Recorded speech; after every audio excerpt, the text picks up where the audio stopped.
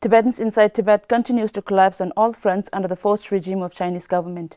The latest annual report by the Tibetan Centre for Human Rights and Democracy, titled Human Rights Situation Inside Tibet, has documented China's intensified policies of sinicization, forced displacement and suppression of fundamental freedoms, amongst many other concerns that require immediate global attention. We have with us Tenzin Thinley, a researcher at TCHRD, to discuss on the matters said above. Welcome to the program, Thinley. Thank you. So Thinley, before we look into the document, can you talk about how does TCHRD extract and verify information that's coming out of Tibet, given the fact that there's information blackout in Tibet imposed by the Chinese government?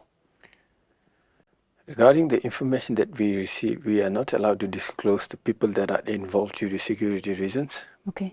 But usually we do double check. We always have at least 2 or more sources to back the claims that we put forth in our report. So for instance, here we would rely on several media outlets which would relay the same information or put forth the same information as us. Usually we mainly depend on our own field researcher on new information from Tibet. Okay. So TCHRD's report mentions a lot of atrocities against Tibetans and on Tibet's environment, be it mining and how that leads to sort of cultural erosion, and then also on transnational repression, right?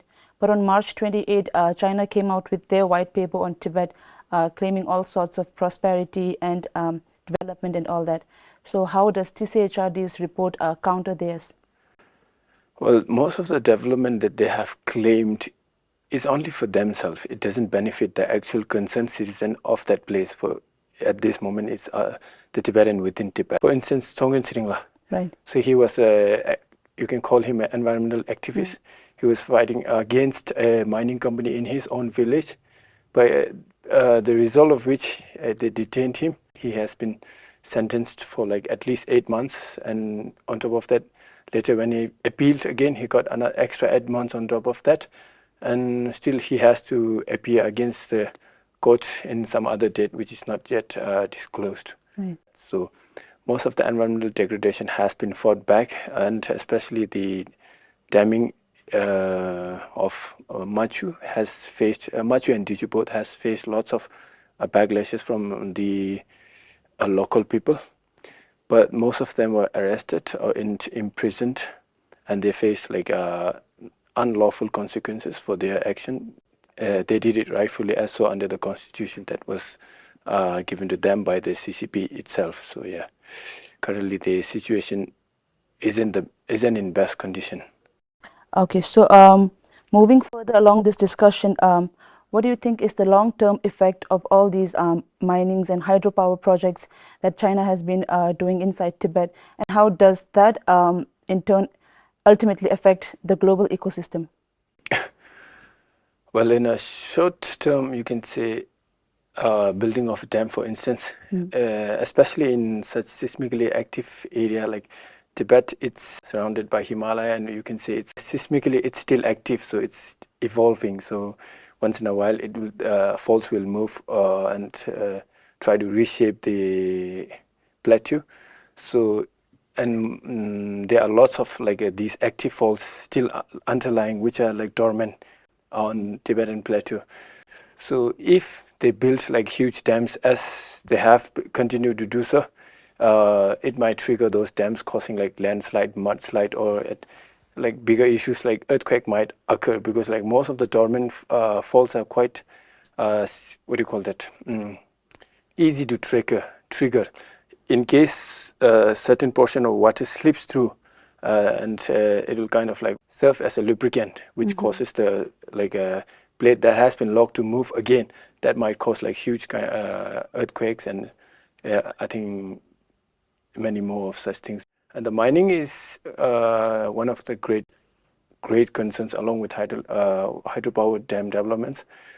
So the issue with mining is it releases lots of pollutants, chemical pollutants. So many are heavy metals that could cause cancer, that could cause deformities in a newborn child, and especially the mining of arsenic. Arsenic is basically they won't mine as such, but these are usually byproduct. Like when you mine for some heavy metal, arsenic will leach into those soil.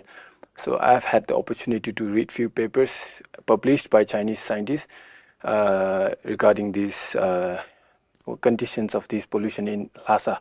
So I found out that several parts of Lhasa has like a arsenic content that exceeds the limit that could cause cancer. So there are many such instances, but information regarding the health effect of these are very limited to us because they don't disclose public health information in Tibet. So I think there's like a huge issue that we need to deal with at the moment regarding environmental degradations in Tibet. So, so my last question for you is that the latest report on religious repression or the transnational repression we have is the death of Tugu Doji, right? So, what do you have to say about the Sinicization of Tibetan Buddhism and how that leads to the loss of Tibetan identity? So, there is, for the Sinicization of Tibetan Buddhism, they have set a specific structure, which is BAC. The head was that Karin Panchen Lama that they have appointed the head of this. So Xi Jinping and his government are using him to Sinicize Tibetan Buddhism. And for that matter, for us as Tibetan, our culture is highly linked with the religion itself. And most of the time, if you were to read or find out, look out, you'll find that the monastic institutions are the first in line to preserve the culture and the language. Obviously, that is like the religion that is in Tibetan, and the culture that we practice is derived out of Buddhism, the current culture that we follow that's mainly derived from Buddhism, right? So at the moment, what they are trying to do is dismantle that so that we'll have like a kind of weak standing, and it might serve them in like future to dismantle further. So I think it's an important aspect that we need to fight for. Thank you so much, Tilela, for speaking to Tibettv today. Thank you. Thank you for joining us on this interview. To watch more episodes or other Tibettv content, follow our social media accounts on YouTube, Facebook, Instagram, and SoundCloud. See you in the next episode of In Conversation with Tibettv.